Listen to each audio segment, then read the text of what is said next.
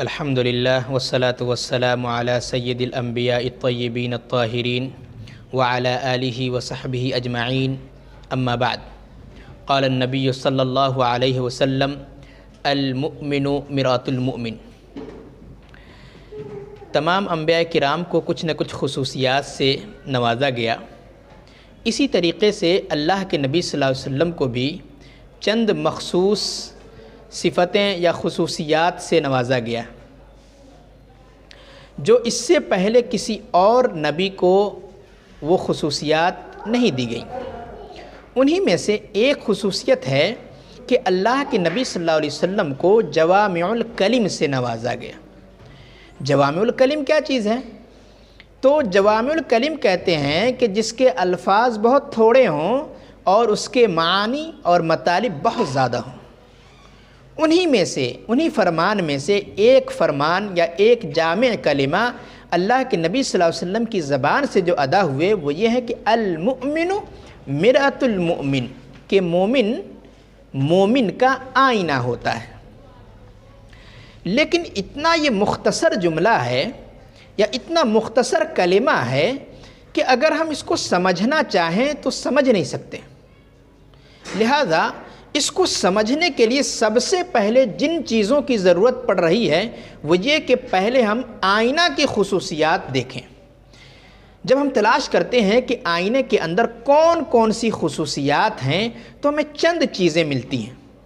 پہلی چیز یہ ہے کہ اگر ہم آئینہ کے سامنے کھڑے ہو جائیں اور کوئی گندگی یا کوئی عیب نظر آئے تو فوراً ہمارا دل چاہتا ہے کہ اس عیب کو، اس گندگی کو ختم کریں۔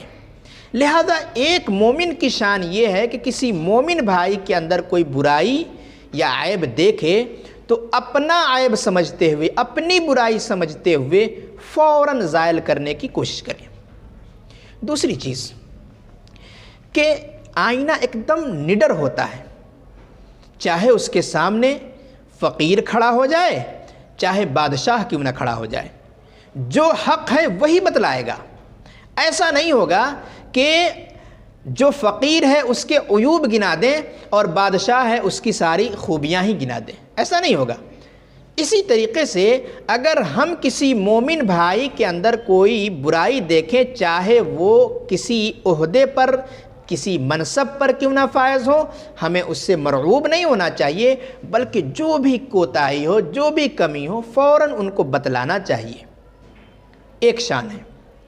اسی طریقے سے جب ہم تلاش کرتے ہیں کہ آئینہ کی اور کیا کیا خصوصیات ہیں تو آپ کو ایک اور بات ملے گی، ایک اور خصوصیت ملے گی کہ وہ آپ کی بات کو آپ ہی کو بتلاتا ہے۔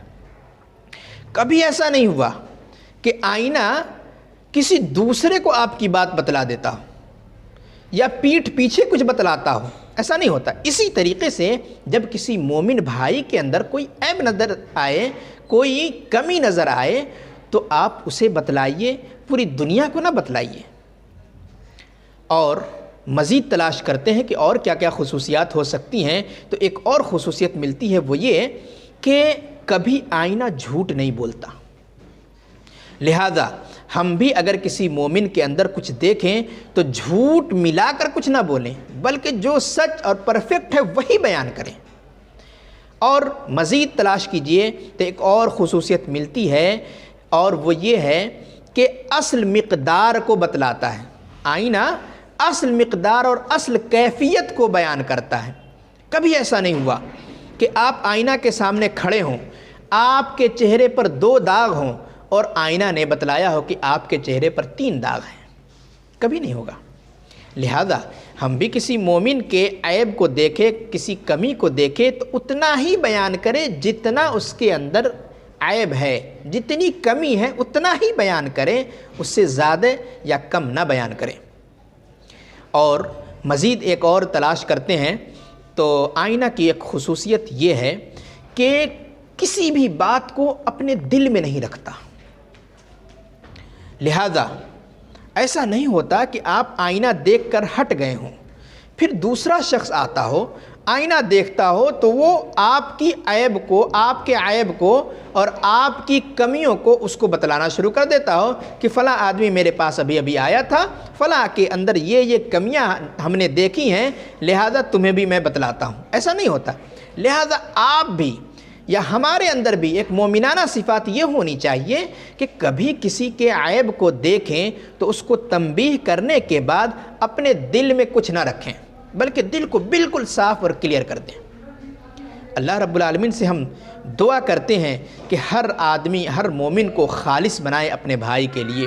یہ چند باتیں تھیں جو ہم آئینہ کی خصوصیات کے تناظر میں دیکھ رہے تھے۔ آئینہ کے اندر یہ خصوصیات ہیں، لہذا یہی خصوصیات ایک مومن کے اندر ہونی چاہیے، تب ہم جا کر اللہ کے رسول صلی اللہ علیہ وسلم کے فرمان المؤمن مرآۃ المؤمن کے مصداق ہوں گے۔ اللہ رب العالمین ہمیں اپنے مومن بھائی کے لیے خالص بنائے، آمین۔